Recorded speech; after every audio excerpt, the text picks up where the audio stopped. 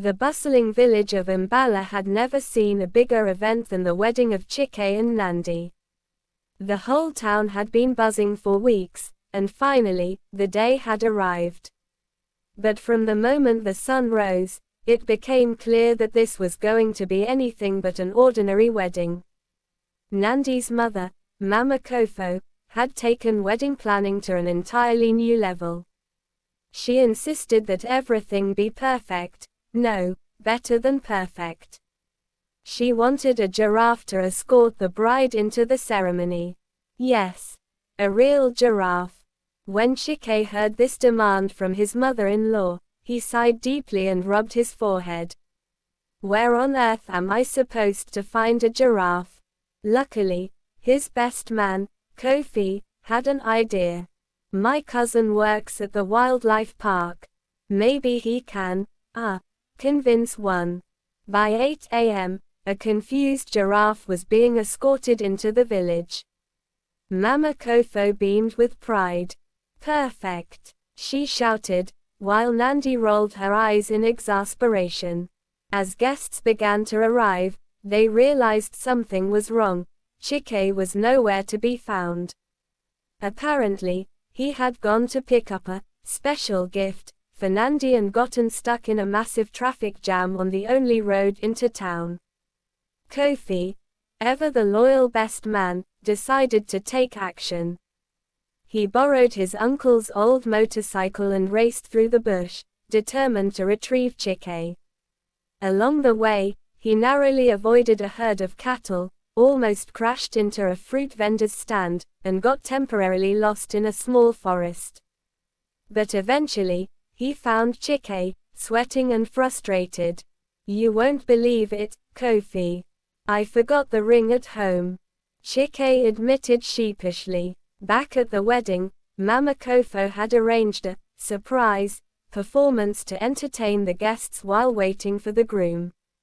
She had hired a dance troupe from the city, but due to a mix-up, a children's acrobatic team showed up instead. The crowd was polite at first, but when the youngest performer accidentally kicked over the wedding cake during a backflip, there was a collective gasp. The cake toppled, and in slow motion, the tears collapsed like a sugary avalanche. Nandi, who had been standing nearby, blinked in disbelief. Of all the things. Meanwhile, in the bridal hut, Nandi was having a meltdown. The giraffe was pacing around outside, the cake was ruined, and there was still no sign of Chike. Her bridesmaids tried to console her, but Nandi had had enough. I need a break, she announced. In her full bridal attire, she snuck out the back and wandered into the nearby forest, wanting a moment of peace. Unfortunately, word quickly spread that the bride was missing.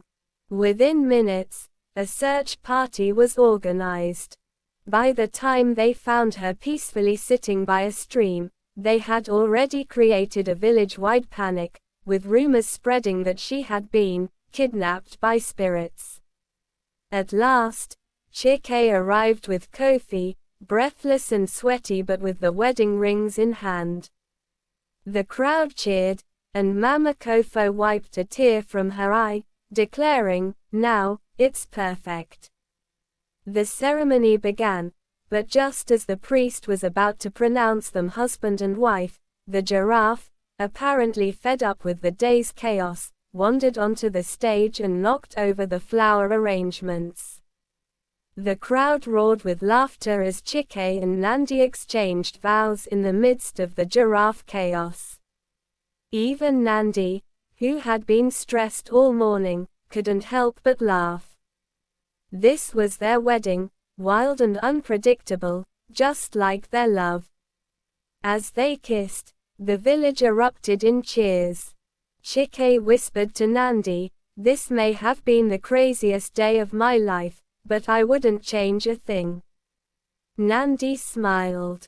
Just wait until the honeymoon. Thank you for watching. Like and subscribe.